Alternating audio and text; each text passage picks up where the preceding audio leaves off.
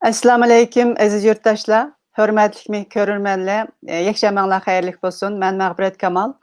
Uyg'ur Akademiyasining akademiya suhbatlariga xush keldinglar. Bugun yana bir muhim tema bilan huzuringizda turibmiz.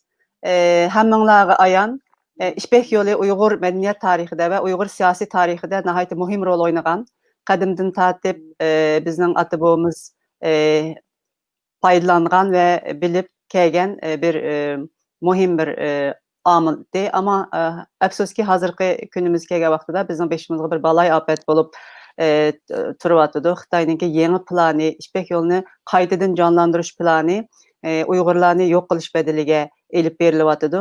Mushu muhim temani biz bugun doktor Farhod Tangritog'li bilan huzuringizga sunmoqchi. Doktor Farhod Tangritog'ni hammamiz tanıymiz deb o'ylayman. Bir necha yilning yoqi izchil holda Xitoyninki yangi siyosiy bir belbog' bir yo'l plani bilan munosabatlik bütün medialarda maqola yozish orqali, video ishlash orqali, hatto kitob yozish orqali bu Xitoyninki haqiqiy planining nima ekanligini bütün dunyoga ko'rsatishga tirishyapti.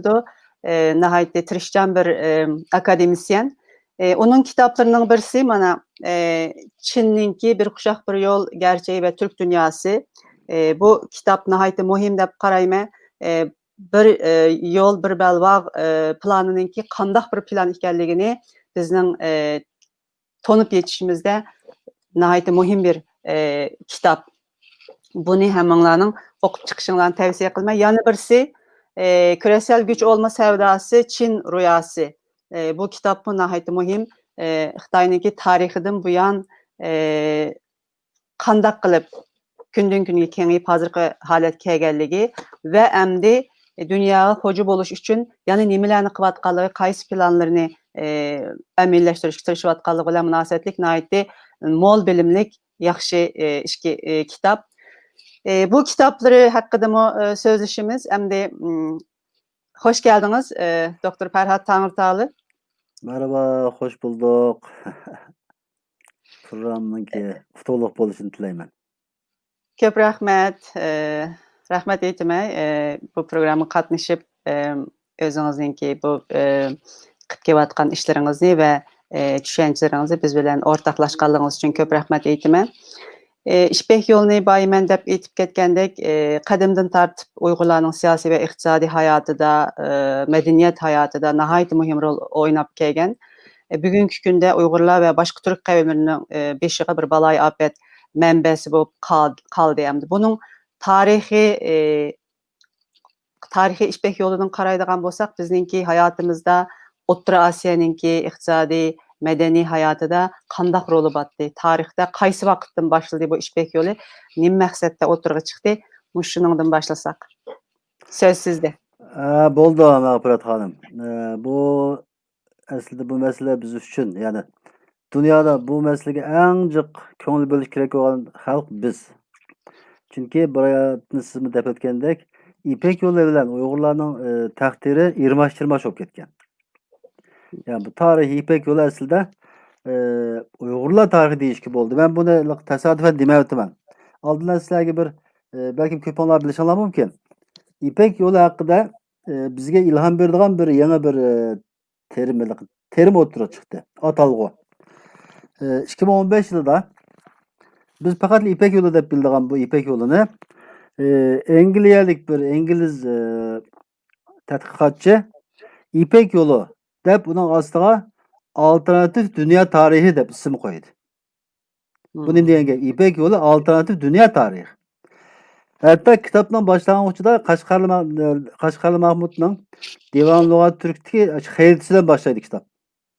Bu mencha, yani mening bilganim bu İpek yolu bilan munosabatli kitaplar orasida birinchi qatim İpek yolunu alternatif, yani ikinci şekildeki dünya tarihi deb yozib kitapning boshlang'ichiga bizning Divan Lug'at Turk'tagi dunyoning xaritasini qo'yib boshlabdi. Yani bu aslida bizningki tezimizni kuchlantirdi. İpek yolu aslida Uyg'ur tarihi. Buni nima buna deymiz? Hozir Xitoylar qo'ldagi imkoniyatdan foydalanib o'zining İpek yolu haqidagi tezini qabul qildi. Butun dunyo İpek yolu desa, Çağan'dan başlaydı, Roma varıp toxtaydı, Xitaydan başlaydı, Xitaya başlatqa yolda bildi. Hatta İpek yolunun başlangıcını Xitay casusu Jiang Chen'e bağlaydı. Milattan burunqi Jiang Chen'ninki g'arbga berishini Xitaylar o'zi ochta tashviq qilib dunyoni bunga ko'ndirdi.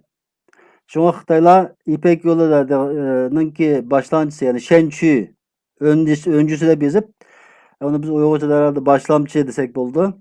Qashqarda aşı burunqi suluq vaqtidagi merkezge Jiang Chen'nin heykelini tikip aslında İpek yolunun yolbaşçısı deb yazdı hazır.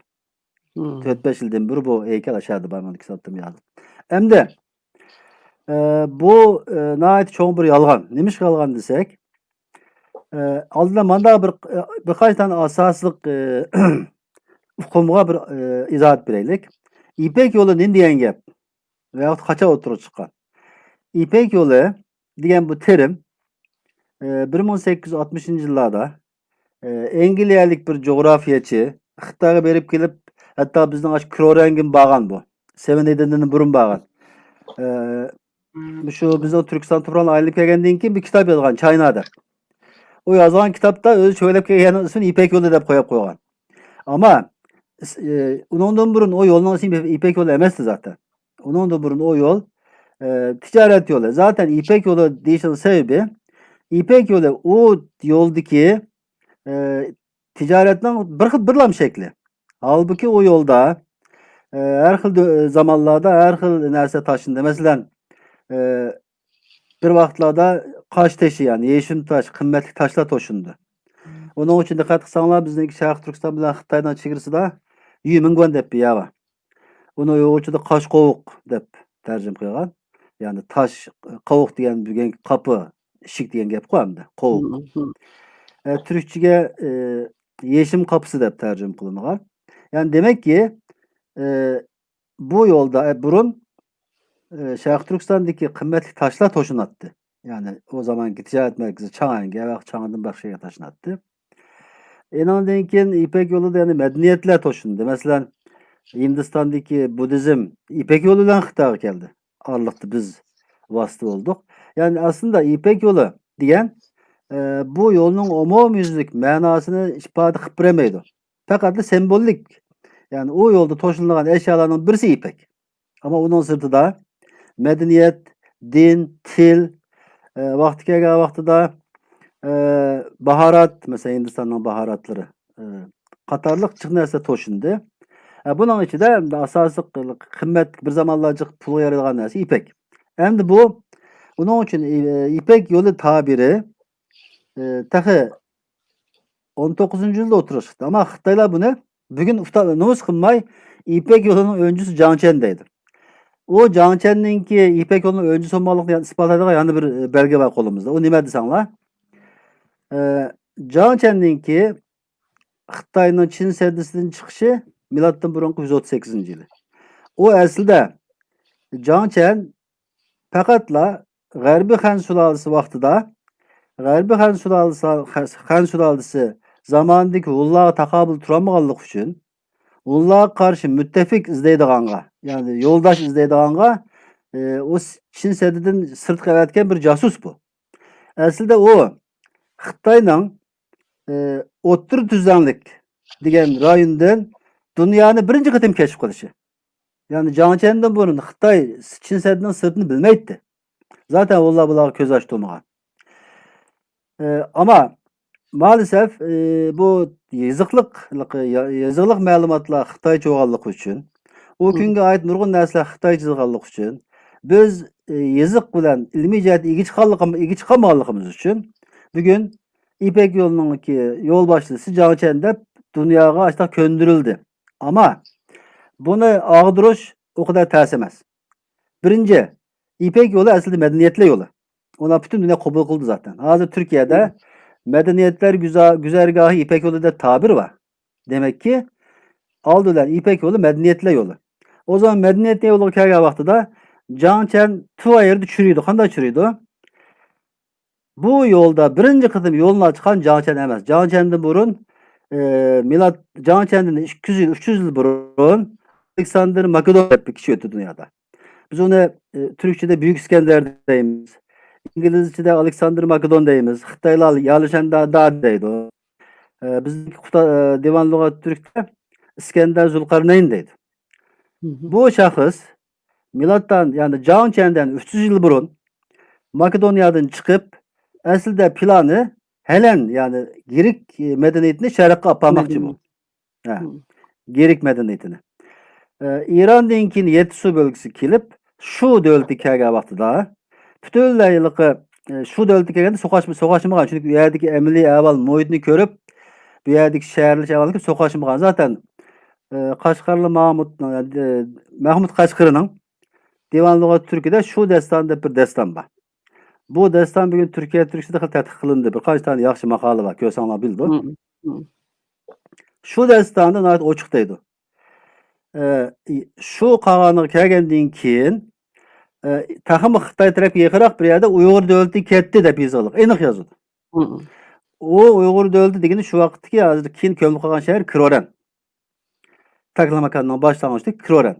Çünkü Kiroran'ninki Seveneydin'ninki o tarixnamasida Kiroran degan kitobni qarag'an vaqtida u yerda tepilgan asar antiqalar taraqqiy qilgan bir madaniyat shahrininki qalinsiz asar antiqasi Kaldı. chiqdi u yerdan. Hı. Qoldiqlari chiqdi. Demek ki hatta şu destandaki ma'lumotlarga qaraganda Büyük İskender yani Alexander Makedon Uyg'ur davlatida bir yil qolgan. Qilib bu yerdagi xalqlarning turmush ibodatlarini hayron qolgan. Bu aslida Girit medeniyetini sharqqa kelmanda bizning Uyg'ur medeniyetidan ta'sirlanib ketgan. Hatto ba'zi ma'lumotlarga qaraganda aşağıdaki bizning soz chalg'u alatlarimiz ketgan. Şu destanda bunu aniq yozildi.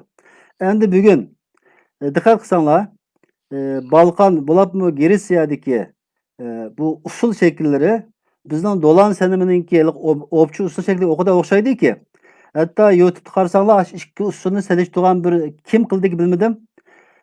Dolanlıklarınki meşrifi bilen Yunanlıklarning usulini selishtirgan bir YouTube programı var.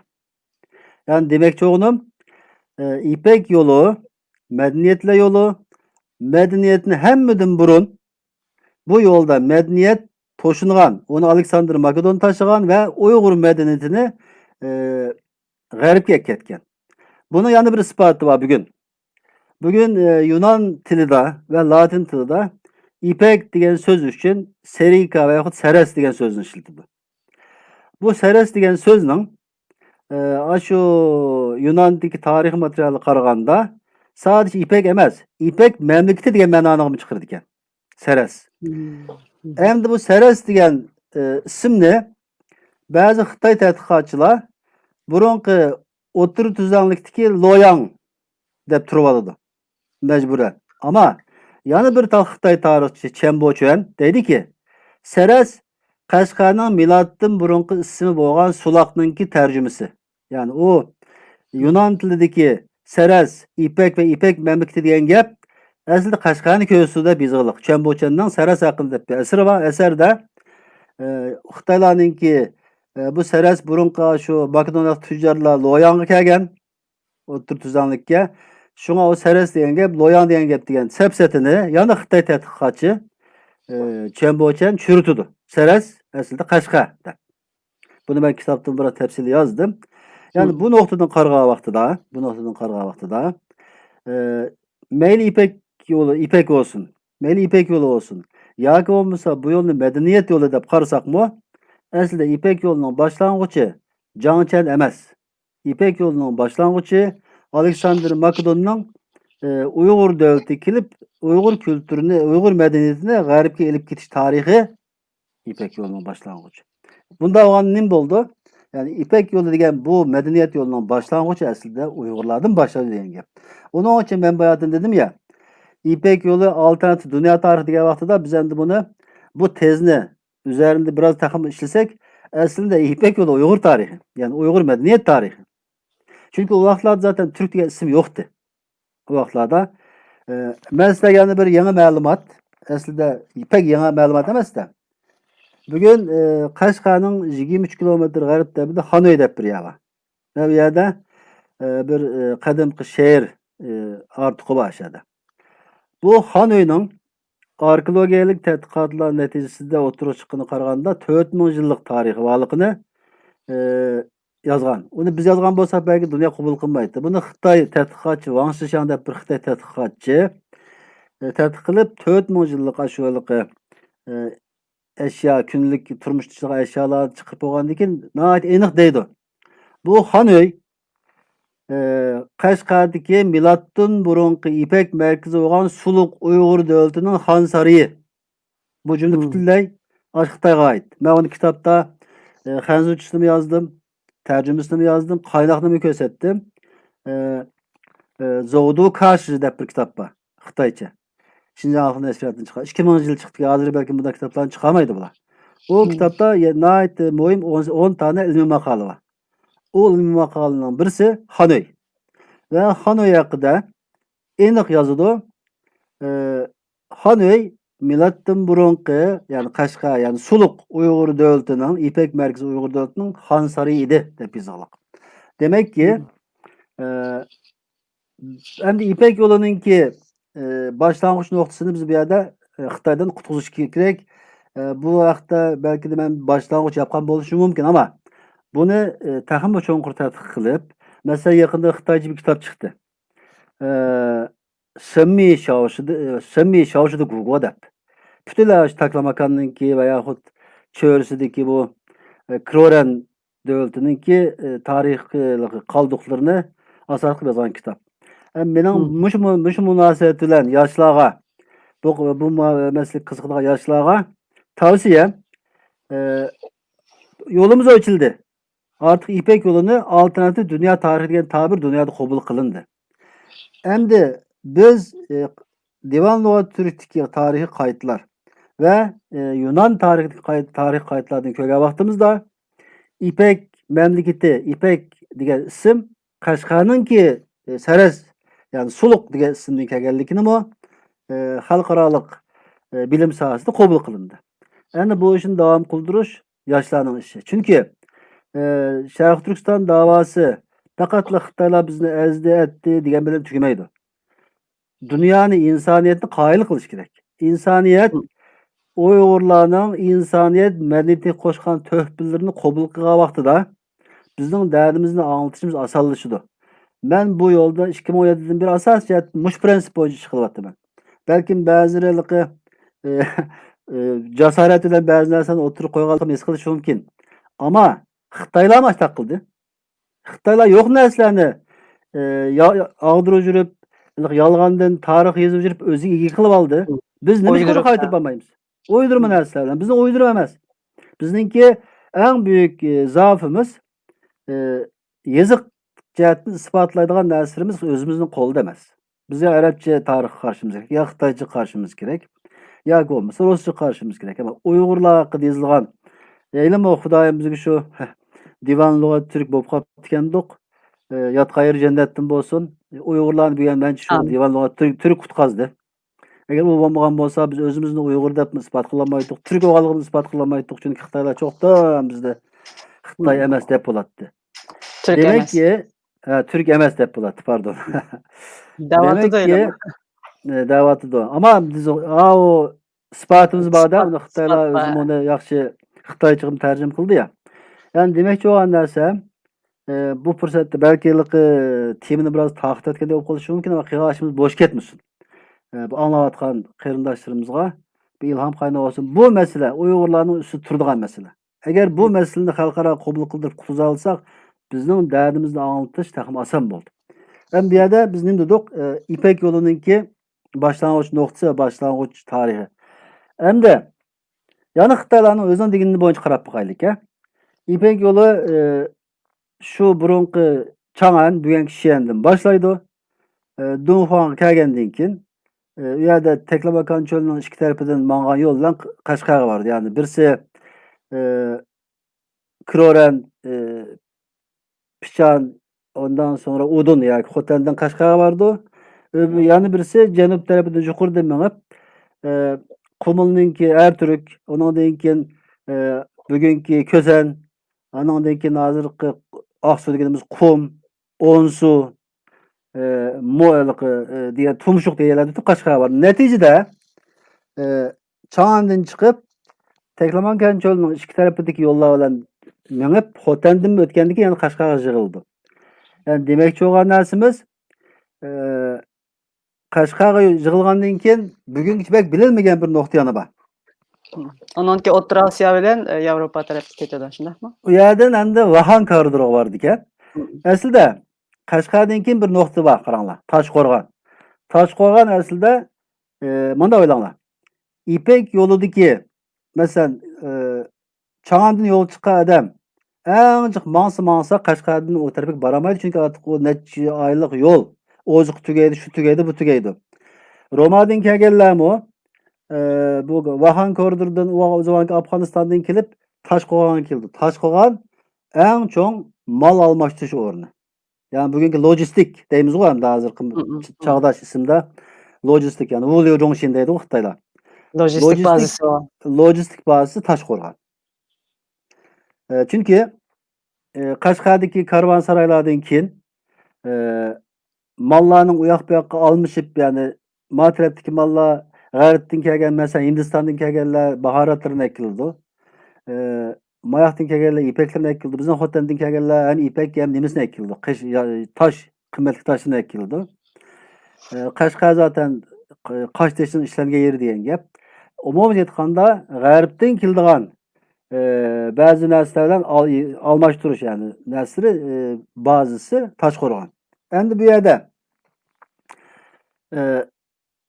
İpek ýolunynki güzergah garap iki xil uzunluk var. Birisi 7000 kilometre, yani birisi 8000 kilometre. Bu 8000 kilometrede dikkat etseňler Çaňandan Dunhuanga gelýärçe 980 kilometre. Enandan keyin Dunhuangadan Kaşgargaça 5000 kilometre. Onundan kalgan işte bugünkü Tacikistan'ın Wahan koridoru, Afganistan ýa-ki bolmasa ýany bir ýol bar bu bizninki Wahan koridorundan keyin Buhara, Samarkanddan ötep enandan keyin bu bugünkü Trabzon tarapy kelip, ýerden Istanbulga ýol ýany bir ýol bar. Bütün bu ýollarny almaşdyrasynda dikkat etseňler 5000 kilometresi Şarky Türkistanda, kalgan 2000 kilometresi ýana Türk tupraklary. Ya onun üçin biz naýat güçlük bir şekilde İpek ýolu Türk milletiniň medeniýet ýolu diýiş hakkymız bar. Hem bunun içinde Dunhuandan tartyp Hoten Kaşgarlargaça biz Uygurlarnynki zemin owuna göre İpek ýolunyň yüzde kançysy? %2'si deylik. İpek ýolu uzunlugynyň %2'si Uygurlarnynki territorisinden ötede. Onda bolgandan keyin biz aslında İpek ýolu Uygur medeniýet ýolu desekmi mubalyk bolmaýdy. Çoğun temel etkanda çoğun jihatdan etkanda İpek ýolu Türk medeniýet ýolu deyimiz. Endi bäzen Uygurlarnynki insaniýetke bergen töhpelerini aldyňky plan çykaryşyk ihtiýaç bar wagtynda İpek ýolu Uygur medeniýet ýolu. Onuň üçin ben başta dedim ki İpek ýolu Uygurlarnyň takdiri bilen naýat irmeşme şop ketken. Hem de İpek ýolunyň taryhy bizge baýatyň sualyny açyp herhalde bardy da İpek ýolunyň bizge taryhda nimelerni hep kelgen. Aslında dikkat etseňler İpek ýolu faal bolgan wagtda bizim takygan, bizim dünýäge kat götürgen, dünýäge höküm kılgan bolapmy şu Çengiz Han wagtygaça İpek ýolunda ötken güzergahlarda Karhanlar döwleti kuruldy, Edip Uygur döwleti kuruldy. Bir kança Kösende döwletimiz boldy derken Şarky Türkistan topraklarında umumyny etkanda mustaqil bir de medeniýet merkezi şeklinde ötdük. Bolapmy 5-nji ýüzyylda Kösenden yani şu İpek ýoludan arkaly Xitay bargan bizniki senet töhpelerimiz naýat çoň. Bunu tekrar kılmay çünkü ayrı bir makal yazgantym bu wagtda. Yani bütünlei İpek ýolu aslında medeniýet ýolu diýişimiziň sebebi karvan mangança karvanlaryň ötken ýeri aslında halkaralyk haberleriň toplanma merkezi boldy. Yani Uygurlar dünýäniň hem ýerinden haber batdy. İpek ýolu faal wagtda. Uçurma hep kelirdi olar. Uçur kiletde bizim ýollaydyk. Uygurlar bek közü oçukdy wagtlarda. Yani dünýäni soraş Mesela Çengiz Han vaqtida Moğollar dünyani so'rgandek bo'lgan bilan amaliyotda uning fikri yaqinda mana Turkiyada bir gap chiqdi. Diqqat qilmadim, fikri iqtidorda. O nihoyat yaxshi bir gap. Uyg'urlar fikri iqtidorda bo'ldi. Belki de biz Çengiz Han'ın o'rniga o'tirib ma davlat men demadik.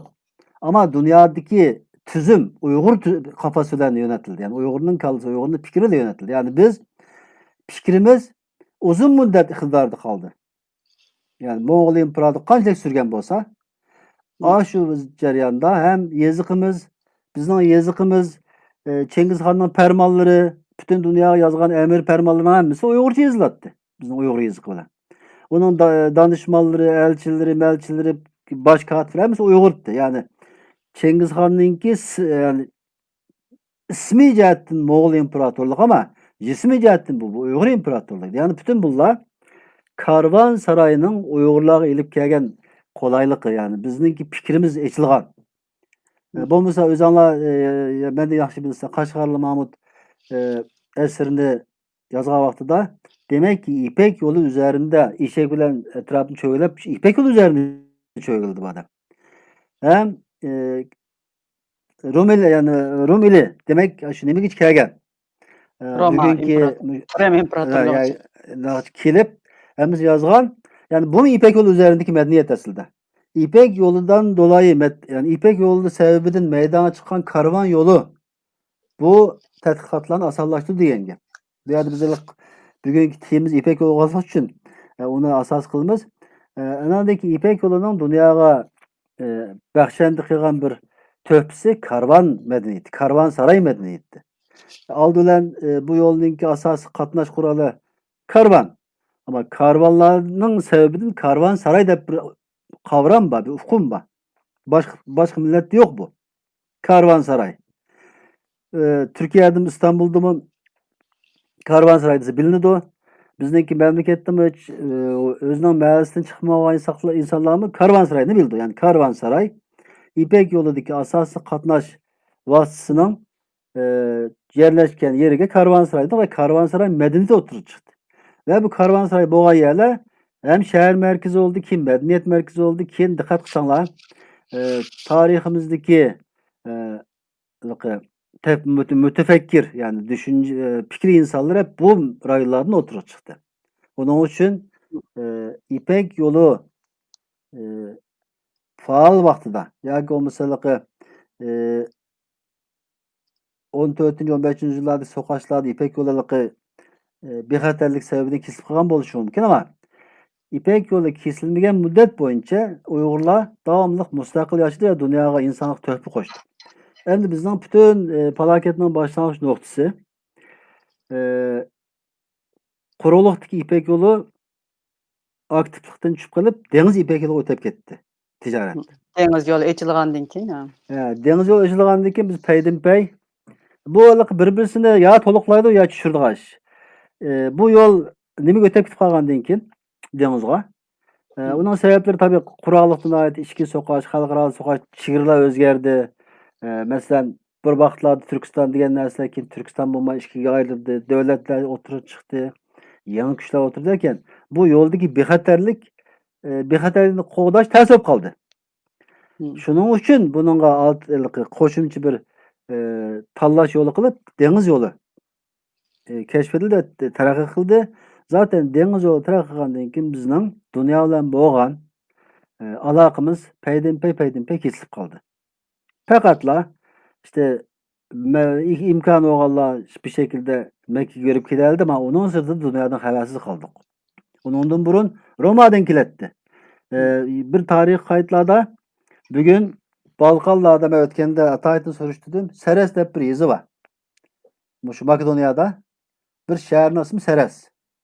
Ve o Seres diyen isim zamanında Makedonyalık tüccarlar İpek'nin kiyelik kozusunu uğurlaş için verip Kaşgar'a verip dikendik.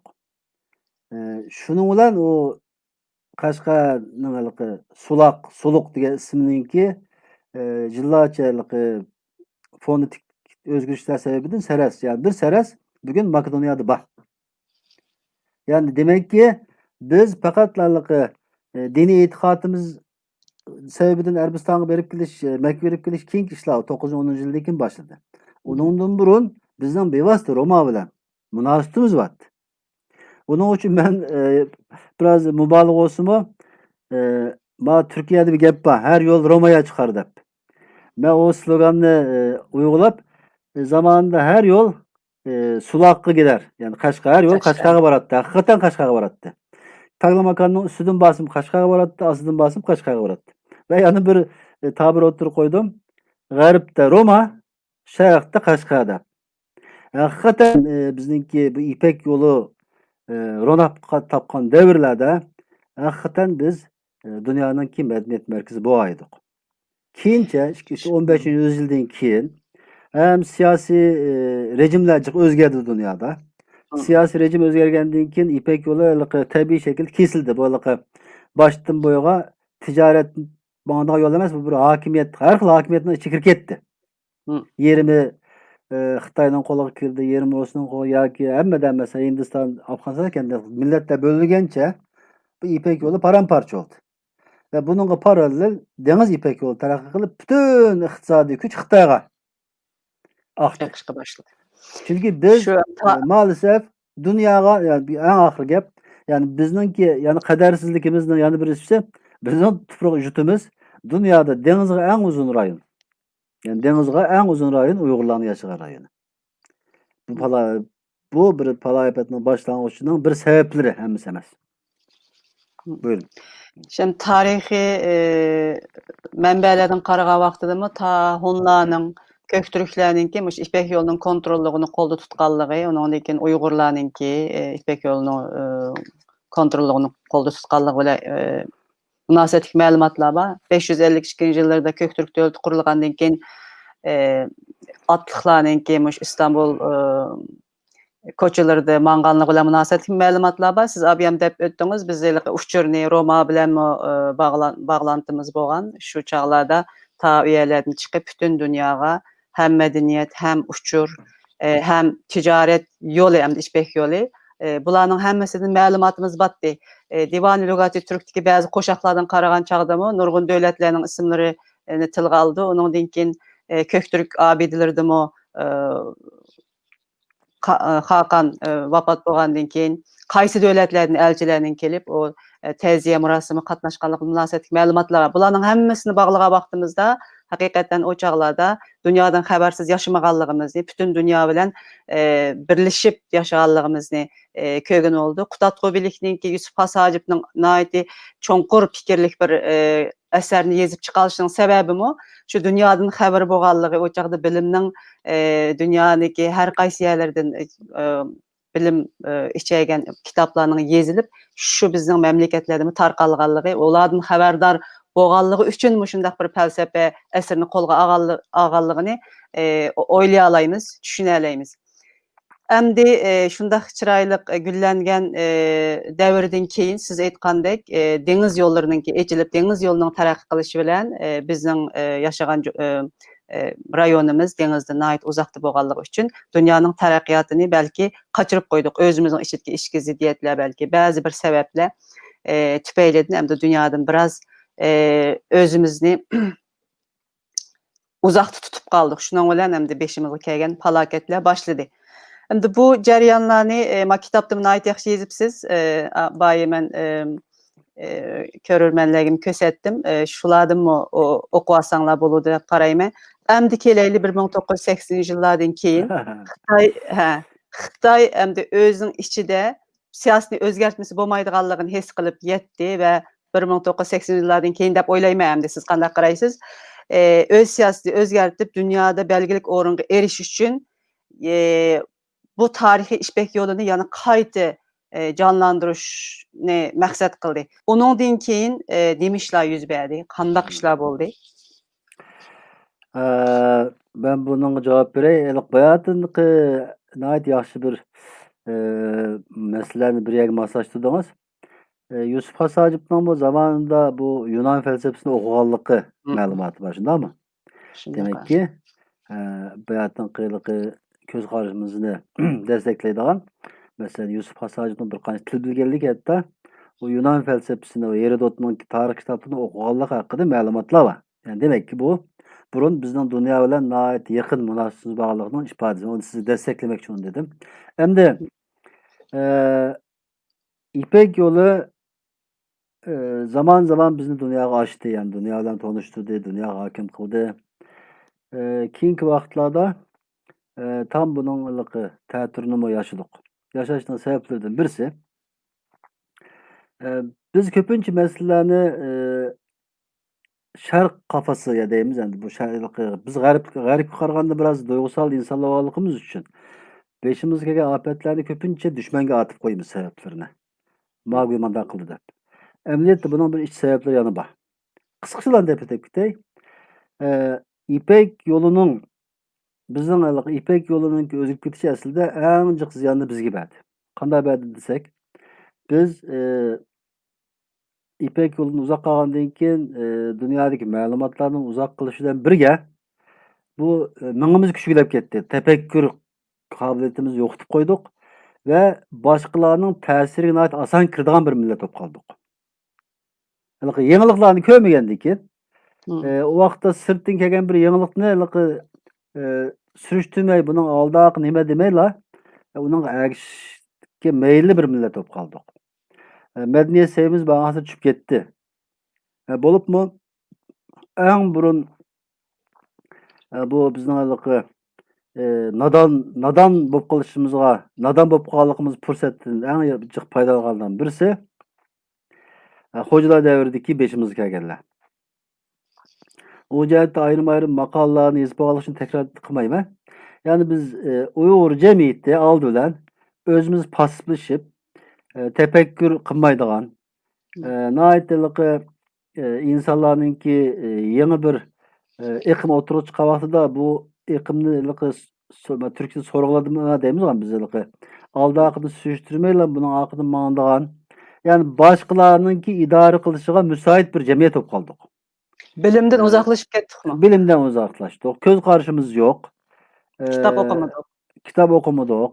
Kitap okuşka fırsatımızın bulmadan okumadık. Hatta orun kulak mollası olup kaldık. Şu aldığımızda gelip sellisi kançla yoğan yöge yakıp ben şunu aldık ama onu malıkı aldağını sürüştürmeye kulak mollası olmak bir cemiyetin en çok düşmeni özü.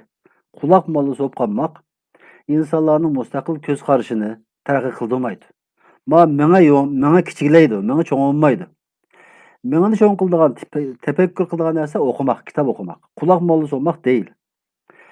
Bu şunda bir şerait aslında biz Xitay'ınki silahsı uğurduk, o jaryanı bugün tekrar kılmak için ötkeni bir katım dep olduk. Hem de aslında Xitaylarmı 49. yıldan keyin Şarkı Türkistan'daki zulümün şeklini özgertti ama zulüm toxtumidi. 49'dan başlap yer islahatıdan neticede yani bizdeki milli kapitalizmning beli qo'ydi. Uyg'ur jamiyatinin iqtisodiy tuzum buzildi. 57. yıldan keyin yerlik millatchilarga qarshi harakatlar bizdeki ziyolilarimiz biraz uch viloyat Şarkı Türkistan Cumhuriyeti'ni ko'rgan, Şarkı Türkistan'ning boyligini ko'rgan qanchalik odam bo'lsa, ularni yerlik millatchi deb ağdırışık taşıdı ve 20 yıl bularınki izlerikini yok kılıverdi. Hem de 78 yılında kelgende Mao'nun ölümünden keyin aslında Xitay cemiyeti bir narsaga muhtaç oldu. Çünkü ishlab chiqishni taraqqiy qildirish kerak. Ishlab chiqishni taraqqiy qildirishdan tuzum bir-birisiga uymaydi o vaqtda. Çünkü tuzum kommunistik tuzum. Kommunistik tuzumninki birinchi ifodasi shaxsiy mol-mulk bo'lmaydi. Shaxsiy mol-mulk bo'lmagandan keyin o davlatninki bir tutash iqtisodiy siyosatiga qarab emniyetden uzak bir iqtisodiy siyoset davom qilib kelganligi uchun Xitoy o'zi zaten hayotini davom qildirishga zo'rlanishni boshlagan. 78 yildan keyin işte bu Deng Xiaoping'ninki bu anlamda Xitoylar uchun deylik. Hakikaten Xitoyning amaliy ahvolini to'g'ri tespit qilib, sotsializmni Xitoyga moslashtirdi. Bu munosabat bilan birinchi qiyoshi buning erkin tijoratni ich berdi. Yani iqtisodiy tuzumni o'zgartdi deylik. Iqtisodiy tuzumni o'zgartdi va şəxsi mal-mülkə yol qoyğandan keyin ticari rəqabət o'ttirib chiqdi. Bunun davomida Xitoy tez zamanda taraqqiy qildi va bu yana qisqa o'tib ketaman. Bütün bu jarayonda diqqat qilsanglar Xitoyning eng cho'ng başarısı xalqaro tijorat tashkilotiga a'zo bo'ldi. Xitoylarning 80-yildan keyingi eng cho'ng g'alabasi o'ydi. Bu oraliqda tabii siyosatninki ishlab chiqarishga muvofiq tashviq qiluvchi siyosatlar uygulangandan keyin Xitoy xalqining bir adovatligi va bular emgakchan xalq. Buni biz e'tirof qilish kerak. İşçan xalq. Chunki Xudoyim bir narsani bergan vaqtida musulmonmi kofirmi deb qaramaydi. Kim ish qilsa shunga beradi. Onu biz inkor qilolmaymiz Xitoylarning ishchanligini. To'g'ri deysiz. Nəhayət ciddi şəkildə siyasət Xitaylarınki işçilik bilan moslashib Xitoy tez taraqqiy qildi. Xitoyning yana bir aqllılığı chet eldan kelgan dasmoyaga alohida siyosat berib, chet eldan faqat dasmoya kelishdan qolmadi. Chet eldan texnologiya keldi. Yevropalik shirkatlar o'zining ishlab chiqarishini Xitoyga to'shirgan vaqtida ishlab chiqarish uskunalaridagi taraqqiyotni birga olib keldi. Zaten Xitoyning tabiatida taqlidchilik bor. Xitoy bir narsani keşif qilmaydi, ammo ko'rgan narsani darhol taqlid qildi. To'g'ri. Xitoyning alohidaligi. Hemen taqlid qildi. Tarixdan beri ishi bu. Ve Xitoy zaten o'zi bilib turib, o'zining texnik elementlarini ishchi qilqiga so'qib, fabrikalarga ishga so'qdi. Ana takligini 5 yil 10 yilning ichida o'g'irlab chiqdi. Ya'ni 20 yil bir tarafdan ishlab chiqishni taraqqiy qildi. O'zininki Xitoyning ichki ehtiyojini qarshiladi va bu jihatda fan texnikadan taraqqiy qildi. 2008-yilda nihoyat cho'ng bir burilish nuqtasi. Chunki 2008-yili Olimpiyatda Xitoylar tez suratli poyezdni ishga soldi. Yani 2008-yil 8-oyning 1-kuni Xitoyda tez suratli poyezd qatnashga boshladi. Hatto tez suratli poyezdni shu vaqtdan boshlab bular Tibetga, ya'ni Himalaya tağları kadar chiqadigan yo'lni boshladi. 2008-yili Olimpiyatda Xitoylar bir tayyorlik qildiki, Xitoy o'zininki o kungi iqtisodiy kuchini, fan texnikada bo'lgan saviyasini, shaharchilik, ya'ni bir davlatning eng cho'qqi ulashgan vaqtini dunyoga namoyanda qildi. Xitoylar bu ishni nihoyat yaxshi bajardi. Bu Olimpiyatga kelgan insonlar birdan-birga Xitoydagi bu o'zgarishlarni ko'rgandan keyin diqqat qilsanglar, Xitoy büyümüş, Xitoy süper güç oldu. Xitoy dünyanın ekonomisi degan bütün sloganlar shundan keyin boshladi zaten. 2008'de başladı aslında. Yani Xitoydagi 2008'deki olimpiyat hem para akıl öğretir deb bir gap bor ama Türkiye'de mi? Hem Xitoyning kallasini açtı, hem Xitoyni rag'batlantirdi. Ha, biz artık bu ishni qilibmiz deb. Endi 2010-yilga kelgan vaqtida Xitoylarninki necha yildan beri ichida bostirib kelgan hissiyotlari haqiqatan patladi. Ya'ni Xitoyda o'ziga ishonish davri deylik. 2010-yili Xitoy butun dunyoga meydan o'qidi. Bunu nereden bilamiz? Birincisi 2010-yili 10-oyning 15-kuni Xitoyninki siyosiy Xitoy Komünist Partisining siyosiy 3-siyosiy yig'inida shu kunki, yani o vaqtdagi Xitoy Milliy mudofaa ministri Chirxotian bir bayonot turib nima dedi bilamsizlar? Biz dunyoga yayilishimiz kerak. Dunyoga yayilishimiz uchun oldimizda 2 tane to'salg'i bor. Birisi Japoniya, birisi Amerika. Japonya'yı tamamen yok qilishimiz kerak. Amerikani felç qilishimiz kerak. Ondan keyin biz dunyoga yayilaymiz dedi. Bu hozir YouTube'da 2010-yildagi. 2010-yili. 2010-yili. Yani 2010-yilning oxirisida biz necha vaqtdan beri takrorlab ketib, yana takrorlab qo'yaylik. Xitoyninki Milliy mudofaa universitetining rektori Enandikin ayrıca Liçen'in damadı bir makale yazdı. G'ayb rayon teorisi, g'ayb rayon nazariyasi deb. Bu nazariya uzun, faqatla Xitoyning haddan oshganligini ifoda qilgan bir jumla. Dedi ki, zaten bizim Şarkı Türkistan Xitoy istilasi kirib bo'lgan. Ama dedi ki, Şarkı Türkistan, Qozog'iston, Qirg'iziston, Tojikiston, Turkmeniston, O'zbekiston bular O'rta Osiyo deb atiladi.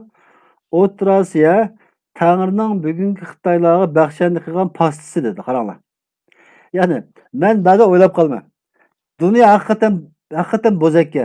Bir Xitoydan buncha tilni eshitib, hech kim buningga balkim bilinmay qoldi dastlablarda. Bilinmay qolgan bo'lsa. Bilinmay qoldi.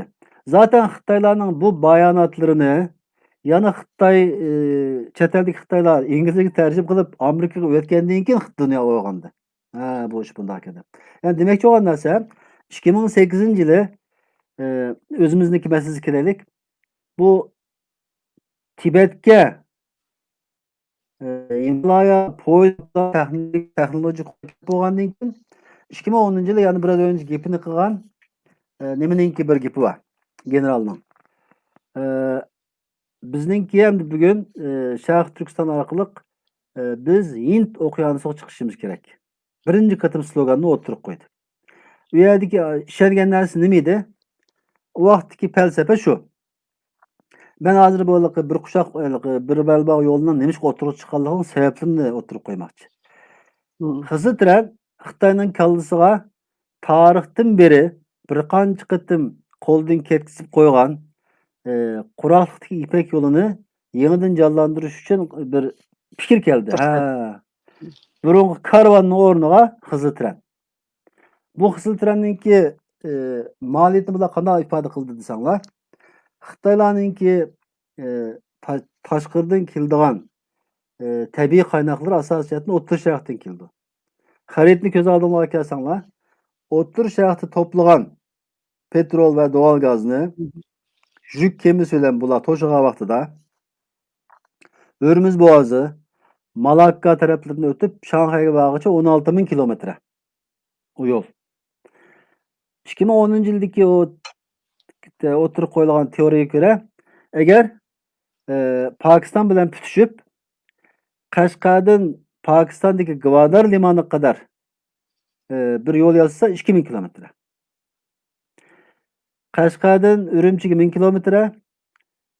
Undan keyin zaten Dunxon Lanzhouga ketgandan keyin Xitoyning tuproqqa kirgan bo'ldi degan gap. Ya'ni Xitoyninki birinchi kallasiga kelgan narsa tarixiy ipak yo'lni yangidan jonlantirishning maliyatining Xitoy taraqqiyotiga bo'lgan foydasini ashta hisob qildi bular.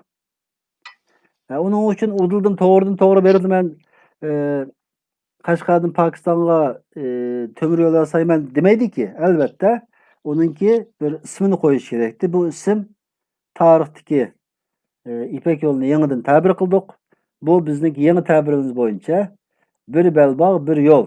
Bu belbog' degani shu quraqlikdagi yo'llarni bir belbog' deb ataydi. Uniki dengiz usti ipak yo'lini bir yo'l deb qabul qildi. Shuning bilan bu Xitoy tadqiqotchilari bu oraliqda davlatga rapor tayyor qildi. Bo'latmi Liu Yajo'ning yozgan raporida nihoyat aniq biz enerji maliyetini tushirishimiz uchun mutlaqo bu tez suratli poyezddan istifoda qilishimiz kerak. Tez suratli poyezdni qilgan vaqtimizda 16.000 kilometr yo'l 3.000 kilometrga tushdi ekan. Undan keyin tabii bunun boshqa yo'llari bor. Undan burun Urumchidan, Qo'rg'osdan, Qirg'izistonga, Olmaotaga boradigan yo'llar bor. Uni Avrasiyaning ilk yo'li deb ta'biri bor zaten. Yani 2010-yildan keyin Xitoyda pul aql o'g'itibdi degan ta'bir bo'yicha Xitoy kuchlangandan keyin hem pul var hem texnologiya var. Bu bo'ladimi tez suratli poyezd texnologiyasini gerçi Avrupa'dan o'rganib keldi ama Xitoylarniki Qingzhou'yulan Shangyulan deb bir gap bor, bo'yniz quloqni kesdi. Kelgan texnologiyani tekrar bular taraqqiy qildirib, Avrupa'dagi seviyesini oshirib etdi. Yani bence Xitoylarni eng böbürlendirgan dunyoga sen kimsin dedirtgan narsa ash qo'lidagi tez suratli poyezd texnologiyasi. Buning bilan dunyoni haqiqatan hukm qilganligiga ko'zi ishondi. Endan keyin zaten o ishni qilmadi emas, qildi. Hürmüz Boğazı'nı Pokistondagi Gwadar limanini Singapurliklarning qo'lidan setini olib 48 yillik kiralab bo'ldi va Qashqar Pokiston temir yo'lini qurdi. Faqatla mesele emdi başladı qarama. Bizning beşimizga kelgan balay afat emdi başladı. 2010 yıldan beri bir kavram var, bir ufkum var. Enerji bexaterligi deb. Pardon, bir narsa demek istiyorsunuz deyman. Siz bir narsa demoqchimisiniz? Yo'q, davom qiling. Ha, men bir balo bir yo'l plani qandoq boshlandi? Buningki maqsadi nima degan savollarga yaxshi javob berdingiz. Davomlashtirib, ketyapsiz. Endi bu bizning beshimizga cho'ng bir baloy ofat bo'lib keldi. Nima uchun Xitoy o'zini gullantirish uchun o'ttirib qo'ygan shundaq Xitoy uchun yaxshi bir plan biz Uyg'urlar uchun, hatto biz Uyg'urlar uchun emas, butun O'rta Osiyodagi xalqlar uchun, hatto balki dunyo xalqi uchun shundaq bir baloy ofatga aylanib ketdi. Bunimi shu davomlashtirib nima qilsangiz, men so'zingizni bo'lmay, endi davom qiling. Ha. Rahmat. Degandek bu bir quchoq bir yo'l, ya'ni bir belbog' bir yo'l projesi Bu o'ttirib plan chiqish qachon mumkin. qayerda e'lon qilindi? Ha. Bu planı aslida bu Xitoylar uchun bir narsani paldir kuldir e'lon qilmaydi. Oldi bilan jamiyatda fikriy bir altyapı demdik hamda asosi soldilar. U asosini solishdan burun bayatda o'zinglar bilsa Xitoyda fikr o'zgarligi, ya'ni gap qilish erkinligi yo'q. Onun uchun Xitoy generallar olsun, Xitoydagi tadqiqotchilar olsun bir narsa e'lon qilgan bo'lsa, Xitoy Kommunist partiyasiningki yo tashviqidan yoki tasdiqdan o'tsa e'lon qildi. Ben bu yerda nima demoqchi? O Liajo'nun makalesi olsun, o generalın makalesi olsun, hemisi Xitoy xalqininki ichida bir narsaga hozirlik qilish uchun jamiyatni hozirlash uchun o'tirib qo'yilgan teoriya bu. 2010 yılda başladı. Bu aralıkta 2013 yılda o resmi e'lon qilishdan burun bularni hal qilish kerak bo'lgan bir masala vardı. O mesele energiya bexatarligi. Energiya bexatarligi qachon boshlagan desa, shu petrol yoki neft, tabiiy gaz keşf qilingandan keyin imperialist davlatlarning ba'zi mustamlik davlatlardan bu boyliqlarni o'g'irlab sog' sog'lom ekitish uchun bunga tadbir elish kerak. Ve o tedbirini energiya bexatarligi deb atadı. Ve General Liu Yaoju'nun o makalesinde o'tirib qo'ygan birinchi masala, biz oldi bilan, yani energiya bexatarligi süper kuchlarning jon damiri deb uning bir slogani var. O energiya bexatarligini oldida saqlashimiz kerak. Endi energiya bexatar degan gap shu sermaye soldigan yo'l ustidagi jamiyatning Xitoylar bilan bo'lgan ziddiyati bo'lmasligi kerak. Agar Xitoy bilan bo'lgan ziddiyati bo'lsa, buni qanday hal qilish kerak? Bu masalani biz nimadan ko'rdik aslida? Bizdan burun buningki provasiyalik mashqi Myanmarda yaşandı. O Myanmardagi Budistlarla Müslümanların savaşı şu bu derken aslında şu güzergahdaki yol Müslümanlardan temizlendi. Taşkırdı kögahtida Budistlar Müslümanlarni urdi qirdi ama emniyette o Xitoyninki nimani yo'lni qisqartirish uchun projesi var ve İslamifobi den dolayı Müslümanlar jidelxor, bular tug'ayadi, jim turmaydi. Bizning qilgan sermayemizga bitta bomba tashlab qo'ysa bir moncha ziyon bo'ldi degan narsa hisoblandi. Ve 2013 yılı bunun hamda İpek bu yolunu oturuşdan burun aldı Xi Jinping dikkat qilish kerak. Xi Jinping'in iqtidorga kelishi 2012 yılı 12 ay. Ve bu iqtidorga kelib bo'lgandan keyin bundan burun 2010 yılı bu bizga bevosita munosabat tarafini aytadi bu masalani. Cho'ng aytmay. 2009 yılı bu 7 ayning 5 kungi voqeadan keyin Xitoylar Beijingda bir nima qurdi? Bir komisyon.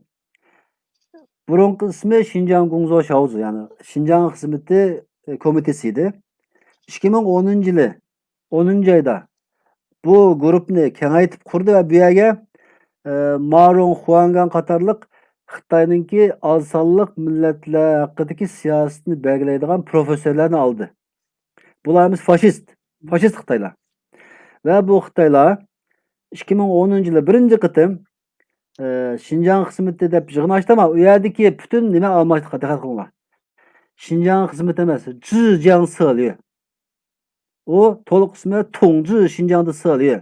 Xitoy birinchi qatim Sharq Turkistonda qildigan ishining ta'birini o'zgartdi. Yani Şinjan'ı boshqarish falan emas.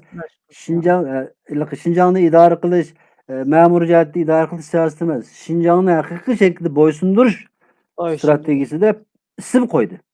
Bütün viloyat vadim başladı.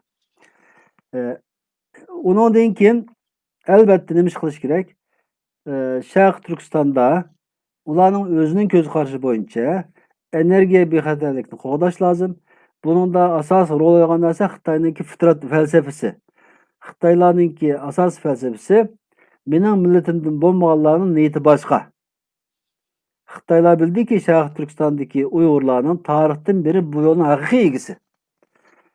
Bir narsaning egisi boyada onun ikkinchi qatim ega bo'lgan odamningki psixologiyasi buzuq bo'ladi zaten. Chunki haqiqiy sohibni oldiga kelib bu mening deb qancha qatim deyalaysan. Bir qatim deysa, ikki qatim deysa, uchinchi qatim udlondagi odamning haqiqiy egisini ko'rgan vaqtida ishing siqildi. Eng basit, eng oddiysi. Ya'ni Xitoy oldi bilan bu haqda bir kun haq talab qiladigan ne kadar inson bo'lsa, bularni bir şekilde yo'q qilishdan burun pasif ahvolga tushirish kerak edi. Dastlabki plani pasiflashtirish. Ve Xi Jinping'ninki iqtidorga kelishi bilan o atalmış Şinjan xizmat gruppasininki taraqqiyoti ishga mandi. Bular hepsi birga bir-birisiga irmash-chirmash. O faşist aydınlar turib dururken Sharq Turkistonda Uyg'urlarni bir şekilde vayron qilish dunyoning oldida mumkin emas. Onun uchun buning bir bahona tepish kerak edi. O Xitoylar markazga shuni o'rgatdi. Hozir butun dunyoda bir insonni soyutlamak yoki bir narsani artish uchun birinchi qalpoq aşırı dinchi dedik miydi? Eng yaxshi qalpoq bu. Butun dunyoning qo'rqadigan, hammalarninki aman deb yaxshilik qo'lga qaraydigan eng cho'ng qalpoq aşırı dinchilik. Undan sonra Uyg'urlarni qanday qilish kerak? Oldin aşırı dinchilarni yetishtirish kerak. Zaten o xizmat gruppasidagi faşist aydınlarning teoriyasi oldi bilan diniy jihatdan e'tiqodi kuchlik ama fikr qilish qobiliyati taraqqiy qilmagan kishilarni to'plab jihad propagandasini o'zlari qildi. Yani bu bizningki neticede bizningki bayatın tim bilan bir-biriga bo'lganlik uchun mana shunday ochiqlashni to'g'ri ko'rdim. Chunki bizda munosib qism bu. Bütün viloyat energiya güvenligi degan hukmdan başladı. Energiya güvenligi degan hukm Xitoyning ko'z qarashi bo'yicha o'zidan bo'lmagan insonlarning bu güzergah ustida yashamasligi, ya Xitoylishi ya yo'q qilish kerak. Xitoyning birinchi kesin qaror qilgan narsasi Xitoylarni yo'q qilish. Xitoylarni yo'q qilish ve bu yolda bütün qirg'oqchining bexatarligini saqlab sog'-salomat qilish uchun oldidan Uyg'urlarni pasif qilish kerak. Pasif qilish uchun bu beshiq oldidan qalpoq kiygizish kerak. Albatta bizning oramizdan bu jihatda mayli bir qism insonlar chiqmadi emas. Bularninki nimasiga moslashib. Ama bu yerda mayanlar o'zimizning xalqini ayblag'im kelmaydi. Biz Xitoyning tuzoqiga tushdik demoqchi. Yani Xitoy bizning o'z zaifimiz. İşte tuzoqqa tushdi. Hakikaten biz dunyoga bir mezgil hatta 2016-yılgacha aş şekilde tonuldik. Ama 2016-17 yıldan keyin ta'limimizga dunyo Xitoyning haqiqiy FT5 mahiyatin tushunganlik uchun ba'zi nimalar o'zgardi. Ko'z qarashlar o'zgardi. Ama men shuni davomli deyman. Agar dunyo Xitoyni bayqashga 5 yil keyin qolgan bo'lsa, nihoyat xatarlik ahvol bo'ladi. Bizningki istiqbolimiz asos jihatdan yo'qolib bo'ladi ve dunyomi artık Xitoyninki bu nimasidan o'zini qutulganga vaqt topolmay qoladi. Nihoyat yaxshi keldingiz gapni. Taratga nihoyat yaxshi keldingiz. Men shuni demoqchidim. Endi Xitoyninki siyosati boshladi. Hozir bu siyoset davomlashtiryapti. Endi yani qanchalik davomlashtiraydi? Shu bir belbog' bir qushaq endi biroz hozir nim deymiz? To'salg'iga uchraydi deb qarasak bo'lamdi. Bütün dünya hozir bundan qarshi chiqyapti. Bo'libmi G'arb dunyosi endi o'zininki yıllarning ya qo'lga keltirgan nurg'un narsani Xitoyga tatqizib qo'yishni xalamayotidir. Shuning bilan hamda bu biraz to'salg'iga uchraydi deb qarayman men. Bu siyosiy Xitoyning qanchalik davomlasha olamdi? Dunyo uning bu savdosidan voz kechira oladimi? Xitoyning bu savdosidan voz kechirish uchun nimalarni qila oladi dunyo? Şimdi aldılar Xitayning o'rnida turib qaraydigan bo'lsak, Xitoylar bu bir belva bir yo'l projesiga nihoyatda jiq sarmoya yotqizdi. Dasmoya qo'ydi. Bular dasmoya qo'ygan vaqtida vaqtdagi bir hisobni kam qildi. Diqqat qilsanglar bular sarmoya vaqtida ishlab chiqarishga masalan zavodga, to'qimachilik fabrikasiga pul bermaydi. Yo'l yasaysan, temir yo'l yasaysan, tünel qazısan, liman yasaysan. Chunki Xitoyning u yerdan ekildigan tabiiy qaynaqlar lozim bo'lgan narsa nima? Liman veyahut yo'l, deniz yo'li, temir yo'li. Yani Xitoy sözde bir belva bir yo'l projesi kapsamında yardım qildi ama o pulning sharti bor. Zavod qurmaysan, ishlab chiqarish qilmaysan, tarımga ishlatmaysan ama emniyette hamma narsa betonga aylandi. Eğer bu ish davom qilmay qolsa, o pulni yandırib olgan pul emas. O bağa yerdi ya temir yo'l bo'lib ketdi, ya tünel oldu, yoki bo'lmasa liman bo'ldi. Şuna Xitoyninki maqsadi bu yo'lni terildirish. Eğer bu yo'lni terildirmasa zaten Xitoyninki bütün planları suv tushidi. Ama Xitoy bu jihatda samimiyetsizligidan, yani a'lı niyeti o'g'achqa, niyat yomonning qozini to'shuk deymiz o Uyg'urlarda. Niyatini baldu oshkorlab qo'ydi. Ondan keyin Xitoyninki tuzuqiga tushib, burniga suv kirgan davlatlar Xitoyni shikoyat qilishga boshladi. Chunki o'zi farqida bo'lmay, ba'zi narsalarga imzoni etib qo'yib, keyin Xitoyga bo'lgan taqiqni yaratgandan keyin qo'ldan tuproq ketdi, liman ketdi, qarsa nihoyatda strategik yerlar Xitoy ketishga boshladi. Bo'lgandan keyin u yerdagi ba'zi kallashadigan bir jamiyat bo'ldi, hamda bir jamiyat. Ular Xitoyni shikoyat qilishga boshladi.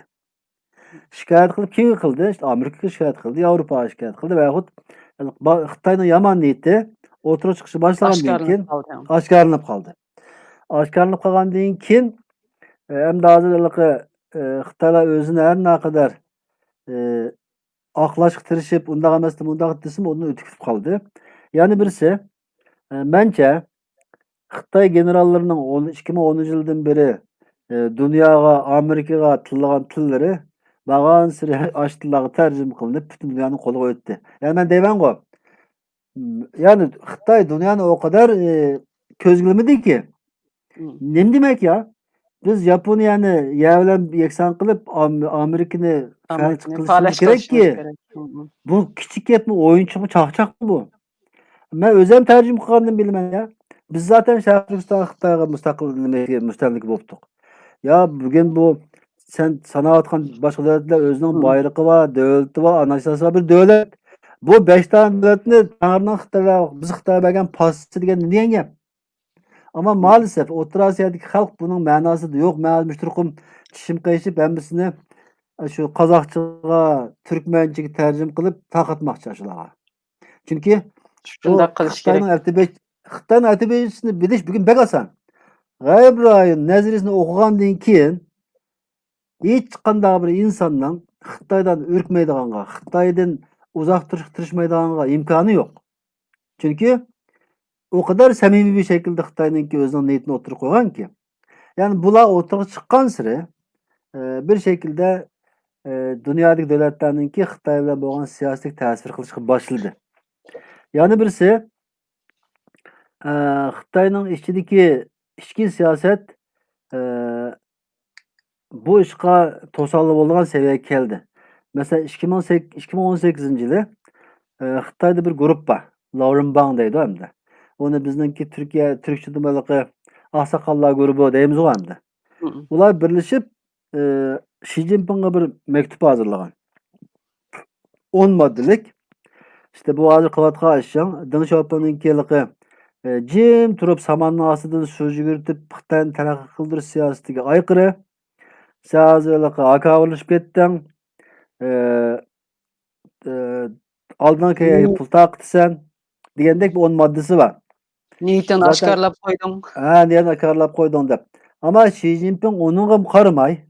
Bu özününki diktatörlük hissiyatı bağlı küçülünüp Xitayning içidimi bir neçe bölünüşke sebep buldu hazır. En ahırda bu yıl 5. ayda Xitayninki başbakanı yani baş ministri Li Keqiang bütün dünyaya ilan kıldı. Bizning hazır 600 milyon nüfusunun aylık darameti 1000 yuan emas dedi. Bu ne deyen gap? Demek ki Xitayda iqtisadi jihatda kutuplaşıp iki kutup var deyen gap. Hakikaten dünyanınki sermayedarlarını oluşturan o sermayedarlar otur meydana geldi ama aç yalın yani 600 milyon halk var deyen gap. O aslında o bayanat dünyanı meyran kaldırdı. Demek bir yerde Xitay özünün halkını aç koyuş bedeliga dünya yo'g'onchilik qilayotgan narsa. Yani u yerga taqilgan kredilar 600 milyon xalqning ochliqning bedeliga chiqqan pul. Dünya bunu ko'rdi. Shuning bilan Xitoyninki niyati albatta bu projeni taraqqiy qildirish, ama o'zining samimiyetsizligi, niyatini baldo oshkorlab qo'yish yoki bo'lmasa yani özünün hatalık deymiz. Özünün samimiyetsizligi sebebinden niyet yamanının kazını töşük oldu.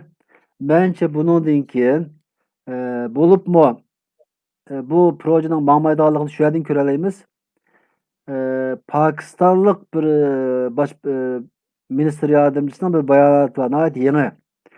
Xitaylan boğan iqtisadi işbirlikinin hamkorluğunun bizga faydalı oluşunu tahmin qilmayman deb bir bayanatı var. Yakında Kırgızistan'da boğan iş ve Kırgızistan belki muhim çünkü Xitayning bir yol bir kuşak projesideki Qashqar, Osh, Andijan temir yolunun merkez noktası Kırgızistan. Çünkü o temir yolunun Özbekistan'daki kısmı fakat 50 kilometre. Bizning Şarkı Türkistan'daki kısmı Qashqardan Örkeş Tamgıça. Jiqosi 100 kilometre. 400 kilometrelik yolu Qashqarning Jalalabad, Osh taraflarda var Kırgızistan'da. O Kırgızistan'daki Osh tarihten beri biraz davalı olup turduğu yerimdi o. Yakındaki vakam o. Bence Xitayninki bu projesine ait eğir darbe. Çünkü yerde Rus asli görünüşte Kırgızlar arasında bazı değilsin ama bu oyun Xitaylar Rus arasında. Rus muş vakitçi Kırgızlar rayını özgertmedi. Şu Ruslarning keng rayı var. Şu Xitaylar poyezini başlamasının sebebi Örkeş Tamdenki yılla poyezdin ne deymiz onu poyez relisi demdik. Relisinin kengliki burunqi Sovet tüzümünden kalgan relisler. Xitayninki poyezi ayakka baganda çağın özgermesi mağanmaydı. Ve Rusya bugünküçe besim kılıp O'rta Asiyodagi o cumhuriyetler mustaqil bo'lgan bilan tak poyezdinki relisi o'zgartirmadi. Burunqi Ruslarning kamni chaqilamadı. Shuni bak. Şuna Xitaylar bugünkü poyezni mang'uzanmagan. En ahirdeki Kırgızistan'daki bu nima deymiz ijtimoiy vaqa deylik. Bu ijtimoiy vaqami Xitoyning bir yo'l bir qushaq projesiga darbe bo'lishi mumkin. Zaten Xitoy bu yıl 3. ayda Qozog'istonning tomiri tegdi. Bir maqola e'lon qilindi Xitoyda. Qozog'iston Xitoyning qo'yniga qaytib kelishni nima qilishni istaydi deb. Undan keyin bu Qozog'istonda ba'zi siyosiy ko'zqarashlar o'zgardi. Yani demek çoğu narsa ama Xitoyninki hakavurligi deylik, biz hakavurlik desak bo'ldi.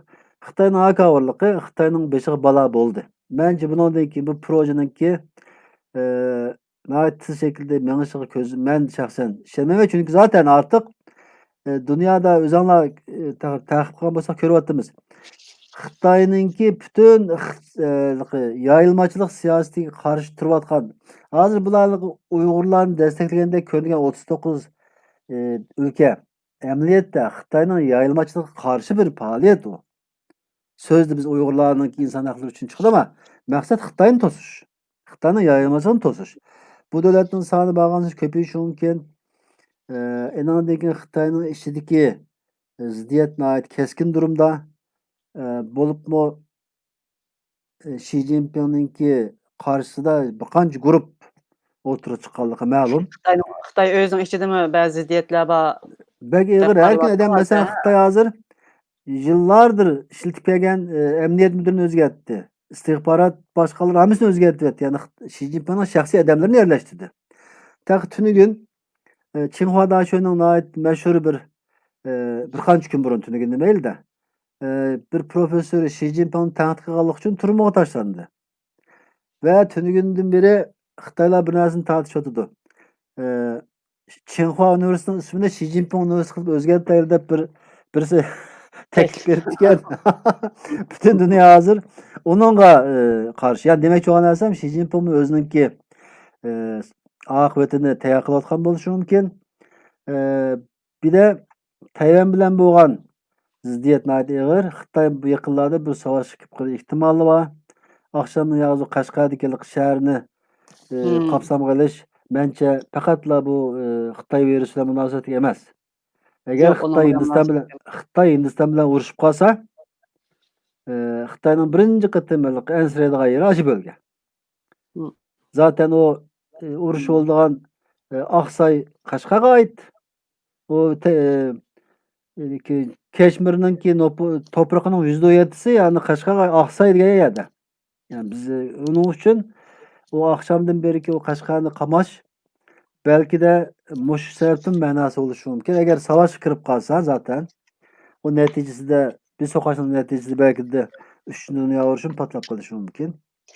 Keşmirning %17'si demeyle de Qashqarning belki bir kısmı. Yok, Keşmir'de bilgen hayırda Aqsay.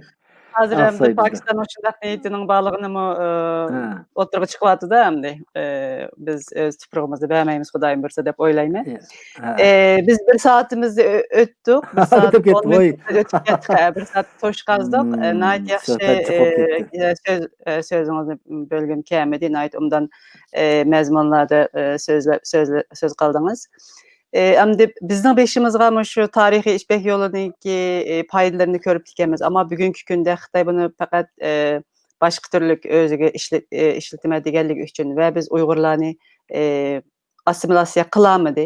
Bizni hem o bütünley bu topraklarning egisi bo'lgan bizlarni yo'q qilib o'zininki texmi boy bo'lish, ash gözligini amalga oshirish uchun, ash göz nefsini qandirish uchun bizni hem de bütünley yo'q qilishga başladı. Allaqachon başladı hem de dünya bunun etnik tazlash ekanligini iqror qilib parlament durgun devletlerinin parlamentlerden ötdi hazır Amerika hatta Kanada'nın parlamentisi bunu etnik qirg'inchilik deb tanıdı. Bu hem de dünya vaziyetini qarga vaqtida hem de biz Xudayim ish qilib biz tarafda turayotamdi. Hazır yaxshi bir nima bo'lyapti. Bizga nisbatan foydali vaziyat shakllanyapti.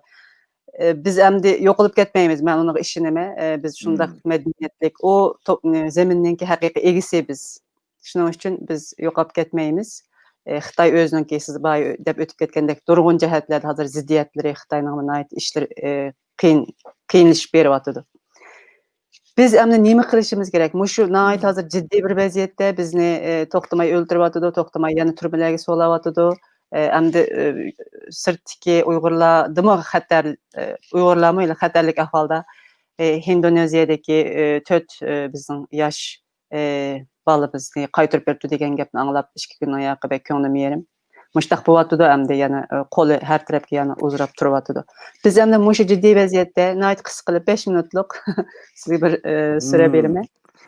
Biz ham nima qilishimiz kerak? Nima qilishimiz kerak? Biz o'zimizni qutqizib qilish, bizning mavjudligimizni qo'llab qilishimiz uchun nima ishlarni qilishimiz kerak Uyg'urlar? Bana Türkiye'de nayt yaxshi bir gap bor. Çivi batta yerden çıkar deb. Yani mıh nereden kirgen bolsa mıhni şu yerden tartış gerek. Benim şahsi göz karşım biz İpek yolu iki çıksak bizniki baştan atayetini değişinin sebebi şu. Uygurlarning qadri, taqdiri İpek yolundan 20 yirmaş çok ketken. Bayatın bir narsani dedim, diqqatlarını qozg'adimi? Biz bir vaqtlarda dunyoda dengizga eng uzoq rayon etdik. Ama Hı. Xitoylarning bir quchoq bir yo'l projesini agar o'zimizga tortib olsak, 2000 kilometrdekin Hind okeanisiga chiqa olamiz. Yani ba'zan masalani ta'tir qarash kerak.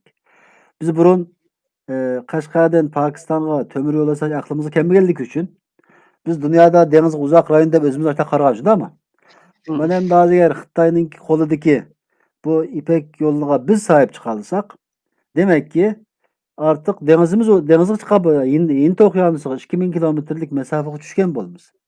Agar biz Hind okeanisiga Uyg'urlarni bevosita bog'lay olsak, biz yana tarixdagi hashametimizga takror qaytalaymiz degan gap. Uning uchun biz İpek yo'lini nihoyat yaxshi tadqiq qilishimiz kerak. İpek yo'lining Uyg'urlarning madaniyat yo'li bo'lganligini dunyoga qabul qildirishimiz kerak. Bu umumiy aytganda oldidan biz dunyoni orqamizga qilishimiz kerak. Birinchi masala. Ochiq desam, biz şu anki halimiz bilan bugungacha o'zimizni qo'g'dab keldik. Bu bir mo'jiza. Haqiqatan bizdan boshqa millat buni qilolmaydi. Qaranglamansin, Manjularga qaraylik. Ta 1945-yilgacha son imperator hayot etdi bularning. Puyi. Ama bugün ismi va cismi yo'q. Hı. Biz o kadar qonliq voqealarni yashagan bo'lsakmi, bugun yana tuzga o'xshash butun dunyoga tetib yashayapmiz. Men davomli Uyg'urlarni tuzga o'xshataman. Sonimiz jiqilmas mumkin, ama dunyo ham yerda biz bor. Bu ancak bir tuz. Biz hayatın, yani insonlikning tuzi Uyg'urlar aslida. Onun uchun o'zimiz ishonishimiz kerak. Hem de hozir bir xatarlik avval bizning o'rtaq nuqtamizni ko'paytirishimiz kerak ekan, ba'zilik oxir chiqmaydigan hisob kitobga kirib qolgandek turimiz. Men ba'zi tortishlarga kirmadim, chunki davomi chiqmag'achqa vaqt deb ketadi ekan. Men fursatni foydalanib deb olay. Oldi bilan oramizdagi ko'z qarash farqlarini azaltib, o'rtaq bir nuqta tepishimiz kerak. Diniy ko'z qarashlarimizda hammamiz bir-birimizga o'xshash bo'lishining hojati yo'q, mumkin emas zaten.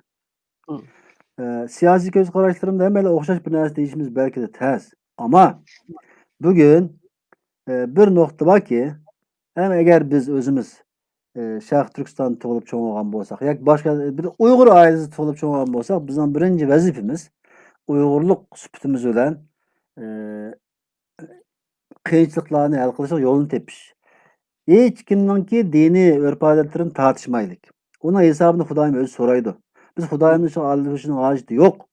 Zaten yaratgan egam, bizim Uyg'urlar tarixdan beri yaratgan egam o'zing bor deydik. Bundan cho'ng falsafa olur mu? Bizim felsefemiz aniq. Ota-bobolarimiz nihoyat chiroyli bir ishda yaratgan egam o'zing bor deb tikandik. Bu nima degan gap? Bu ma'naviy masalalarni, diniy hisob-kitoblarni Xudoyim qo'yib bersak bo'ldi, yaratgan egam bor. Bizning ishimiz hozir ishlab chiqarish. Bunu hatta işlep çıkış degan gap Türkiye'de fikir üretmekteydi. Bugün Uyg'urlarning birinchi vazifasi mevcut ahvolni to'g'ri analiz qilish, undan keyin to'g'ri fikr ishlab chiqarish. Biz vaqtimizni g'iybat shikoyatga, bir-birimizningki namozni sanashga, sen 5 vaqt qildingmi, 10 vaqt qildingmi, oz qilding, uni kimning haqqi emas. Mening qilgan namozimni seni sanashga haqqing yo'q. Sana ko'rsatmay qilayotgandimi belki de, nereden bilsa. Sen ses qozirib aytganda men belki namoz qilayotgandim. O nereden bilsa. Onun için bendining ishi o emas. Bizning ishimiz fikir üretmek. Uyg'urlarning beshiga kun nima keldi? Buni hal qilishning yo'llari nima? Mushu jihatda vaqtimizni arqisak, agar biz Xudoyimga loyiq bir banda bo'lgan kunimiz, men ishonamanki yaratgan egam bizga yordam qildi. Oldidan biz yaratgan egamga loyiq bir banda bo'lish kerak. Biz unga loyiq banda bo'lolmadikki, samimiyat yo'q. Ağzımızı açsak g'iybat shikoyatdan boshqa İzdiniş narsa yok, yo'q. bilim yok. İznish yo'q, ilm yo'q, kitob o'qiydigan odat yo'q. Bu biz o'zimiz Xudoyimga loyiq banda bo'lmay turib, jiq narsani kutsak bo'sh kutamiz. Uning uchun demanki, Talep kılamayız. To'g'ri deysiz.